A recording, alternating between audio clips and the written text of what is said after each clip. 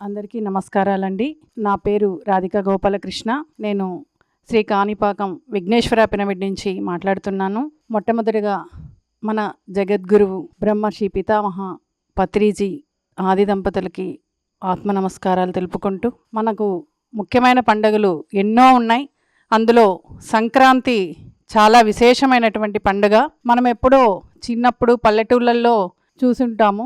ఆ తర్వాత పట్టణాల్లో ఈ అపార్ట్మెంట్స్లో పండుగల వాతావరణాలే మర్చిపోతున్నారు అందరూ. అలాంటిది మన గురువు గారు మనకందరికీ మన పూర్వ వైభవాన్ని తెలియజేయడం కోసం ఈ జేతవనంలో ప్రతి సంవత్సరము సంక్రాంతి సంబరాలు అద్భుతంగా నిర్వహిస్తున్నారు. సో మన చిన్నప్పటి గుర్తులన్నీ జ్ఞాపకం తెచ్చుకొని అక్కడ ఆనందంగా ఆరోగ్యంగా జీవించడం ఎలా అని తెలుసుకోవడానికి ఒక అద్భుతమైనటువంటి అవకాశాన్ని గురువుగారు మనకు అందించారు. అటువంటి అవకాశాన్ని మనం అందరము సద్వినియోగపరుచుకుందాం. అక్కడ 3 రోజులు 13, 14, 15 జేతవనంలో సంక్రాంతి సంబరాలలో ఎంతో అద్భుతమైనటువంటి సీనియర్ మాస్టర్స్ ద్వారా ఆత్మజ్ఞాన బోధన ఉంటుంది.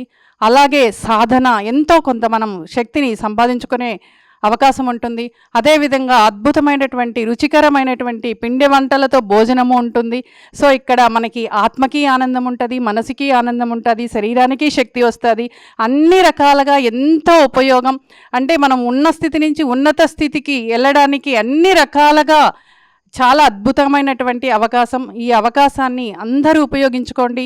హరిదాసులు అంటేనే చాలా, అసలు ఈ కాలంలో పిల్లలకు కూడా గుర్తుండరు, ఎక్కడో రేర్గా చూస్తుంటారు. ఆ హరిదాసుల కోలాహలాలు ఎలా ఉంటాయి, గంగిరెద్దులు ఎలా ఉంటాయి, ఇవన్నీ కూడా మనము అక్కడికి మన పిల్లల్ని కానీ తీసుకెళ్తే చూపించగలుగుతాము. సో విఘ్నేశ్వర పిరమిడ్ నుంచి మేమందరము ప్రతి సంవత్సరము వెళ్తున్నాము. మీ అందరికీ ఇదే మా ఆత్మీయ ఆహ్వానం. ఒకసారి వచ్చి ఆ రుచిని మీరు చూడాలని, ఆత్మజ్ఞానాన్ని పొందాలని, ఆనందంగా జీవించడం ఎలా అని తెలుసుకోవాలంటే ఖచ్చితంగా మీరు జేతవనం వచ్చి తీరాల్సిందే. చలో జేతవనం, చలో సంక్రాంతి సంబరాలు, చలో జేతవనం, చలో సంక్రాంతి సంబరాలు.